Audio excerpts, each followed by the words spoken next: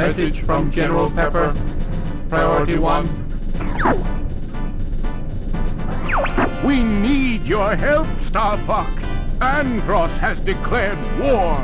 He's invaded the Lilat system and is trying to take over Corneria. Our army alone can't do the job. Hurry, Starfox. Starfox was another obvious choice for an N64 follow-up, mostly because it was the only franchise Nintendo had at the time that had never been in 2D.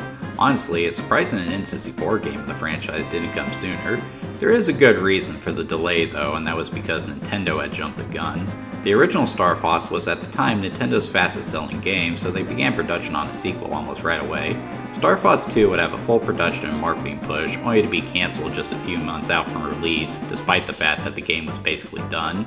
The reason given for this was that Nintendo wanted a clean break from SNES 3D and N64 3D, and I think that was a good move. By the time Starfox 2 would have been released, the Saturn and PS1 would have been out, so the game would have seemed dated. So it was that Starfox 2 was cancelled, though the game would see a release on SNES Mini and eventually Nintendo Switch Online. It's actually pretty interesting to play, at least as a curiosity. Development would begin anew on the N64, but this time Nintendo would be moving production in-house. Argonaut Games, who had made the first game, declined to work on the N64 game, likely due to burnout after working so hard on Starfox 2 only to have it cancelled. They actually pitched a 3D Yoshi game to Nintendo, but the Big N turned them down because they already had a Yoshi game on the way. Rather than join in on the development of Starfox 64, they opted to continue work on their 3D platformer, which would eventually become Croc Legend of the Gobos. Now that's not to say that Nintendo threw out all of Argonaut's work. They actually did take several ideas from Starfox 2 and worked them into Starfox 64. They also discarded some ideas that they didn't like and replaced them with some new ones that worked much better. As a result, Starfox 64 would end up being a far more refined follow-up and another great addition to the N64's library. It's about time you showed up, Fox. You're the only hope for our world. I'll do my best. Andross won't have his way with me. Good luck.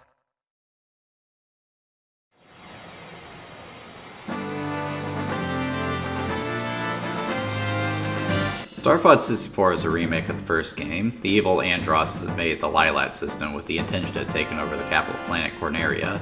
With the Cornerian army overwhelmed and on the verge of defeat, General Pepper hires the Starfox fighter squadron to even the odds and take the fight to Andross on the planet Venom. Some people might be wondering why they did a remake of the first Starfox instead of a sequel. After all, everyone had played Starfox, so a sequel probably would have been welcome. Well, if I had to guess, I'd say it has to do with why Starfox 2 was cancelled in the first place. Nintendo just wanted a clean break from the SNES game. I think that was a good call because there really wasn't much to follow up on from the SNES game.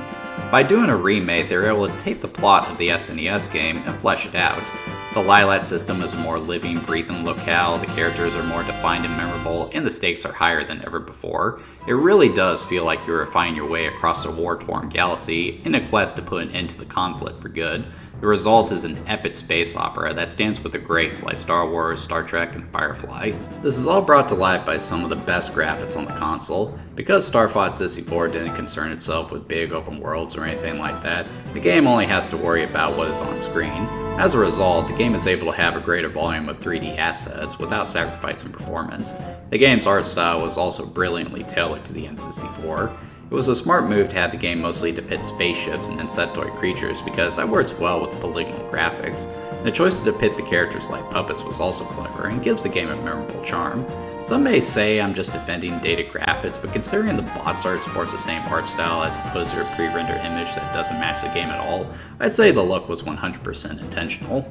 Even more impressive than the graphics is the sound. The soundtrack is chock full of iconic tunes courtesy of the great Koji Kondo. The sound effects are outstanding. It's so much fun to shoot down fighters and blow up bosses, and Starfox 64 was the first time where you couldn't just hear or see the action on screen, you could feel it too. Starfox 64 was the first game to utilize the rumble pad, which, as you all know, has become standard for all video game controls. However, the most impressive aspect of Starfox 64 is the voice acting. Given the cartridge format, dialogue had to be kept to a minimum, and when the game did feature it, it was typically so compressed it was barely audible.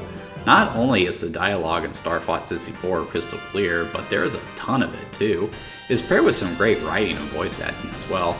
By the way, did you know the guy voicing Peppy here is the same guy who does the voice of the soldier in TF2? You bomb gladly! I love voice acting so much. As for the gameplay, Star Fox 64 adheres pretty closely to the gameplay of the first game. It's mostly an on-rails flight game where you fly along a set path and have to dodge hazards and shoot down enemies. Think of it like a 3D adaptation of a shmup, but rather than scrolling across the screen, you scroll into it. The game does add some new features to the gameplay though. You can now charge your laser and lock on enemies, which is useful. Barrel rolling now makes you turn sharper, but also deflects enemy fire, and you can perform some aerobatics like a somersault and a U-turn. At certain points in the game, you'll be taken off rails and be given free range over a small area for local dogfights or boss fights, which is pretty cool. I've heard some people describe the gameplay as simple here, especially in comparison to other games that were coming out at the time, but just like the original game, that's why it's aged so well. Complexity and ambition is a good thing, but it is possible to be complex in simplicity as well, and Star Fox 64 is a textbook example of that. You see this mostly in the wide variety of levels. Each level in the game has a unique look and feel to it, and that goes beyond appearances. They support unique hazards, enemies, and some enormous boss fights. For example, Solar basically sees you flying across the surface of Lilat's sun. The floor is literally lava that is too hot for the Arwing to handle, so you're constantly taking damage, and the lower you fly, the faster you lose health. All the while, enemies are coming out of the lava as you dodge geyser flame and waves of lava. Each level features creative design like this. Even the levels that take place in space feel unique, which is impressive.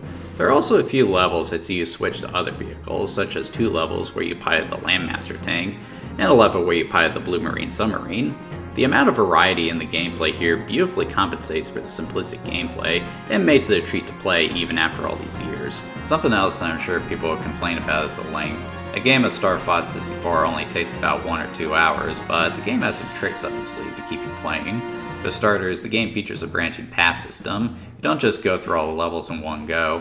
In a single playthrough, you can only visit 7 of the 16 levels, so you'll have to play through the game a couple of times to see everything. You'll also have to play through the game a couple of times in order to figure out how to reach each level. It's not as simple as a choice between A and B. The route you take is determined by what happens in the levels. For example, in the first level, Corneria, if you fly through the level like normal, you'll face the boss and then move on to the asteroid field. However, if you impress Falco with some smooth flying, he'll lead you down an alternate path to a different boss, and from there you'll move on to Sector Y, and that's assuming Falco doesn't get shot down earlier in the level. This kind of stuff determines what levels you go to, and it's not always obvious what you need to do to reach each level. Even after you've seen everything, there's still plenty of reason to keep playing. You can play with your path to figure out what will net you the best overall score. There are medals to earn in each level, and once you've earned all the medals, you'll unlock Expert Mode, which has its own set of medals, all of which will unlock content for the multiplayer mode, which is pretty bare bones, but if you get 2 people who know what they're doing, it can make for an intense duel. All this makes the game worth its asking price, which is a little higher than what we've seen so far. Star Fox 64 was another big hit for the N64, and is still one of the most beloved games in Nintendo's overall catalog. It was so good, in fact, that Nintendo was never able to top it. The Star Fox series has had infrequent releases since the days of the N64, but nothing has ever lived up to the standard set here. Star Fox Adventures represented a genre shift that no one asked for. Star Fox Assault tried to be Star Fox 64, but lacked much of what made 64 special to begin with. Command was a strategy game that no one asked for, and Zero was basically Assault with a crappy control scheme no one asked for. Yeah, notice how I keep saying nobody asked for? That defines the legacy of the Star Fox series moving forward. What we want is Star Fox 64 with more levels, more paths, and better graphics. I don't understand what is so hard about that.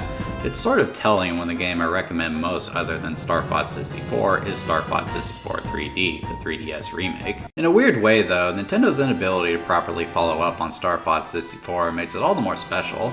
N64 fans will often shove Super Mario 64 or Ocarina of Time down your throat and say that they are not just the best games on the N64, but the best games in their respective franchises.